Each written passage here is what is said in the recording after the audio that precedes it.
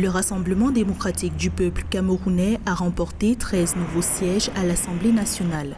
Le parti au pouvoir au Cameroun sort ainsi vainqueur des législatives partielles du 22 mars 2020 dans les régions anglophones du Nord-Ouest et du Sud-Ouest. Les résultats ont été proclamés le 7 avril 2020 par le Conseil constitutionnel du Cameroun.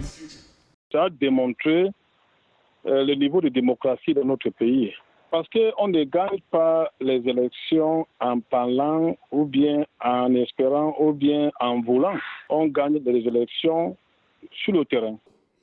Avec ces résultats, le Rassemblement démocratique du peuple camerounais compte désormais 152 sièges sur 180 à l'Assemblée nationale. Rappelons qu'au sortir de l'élection du 22 mars 2020, le Social Democratic Front, SDF, parti d'opposition, avait à nouveau saisi le Conseil constitutionnel pour demander une nouvelle annulation, mais cette institution a décidé d'entériner le vote. Est-ce que les élections du 22 dans cette zone en particulier ont été populaires? C'est la grande question. Les griefs des gens de l'opposition, c'est de dire qu'il y avait l'insécurité et de dire que ce n'était pas honnête et transparent. La tenue des élections législatives dans les régions anglophones du Cameroun a créé la controverse au sein de la classe politique du pays.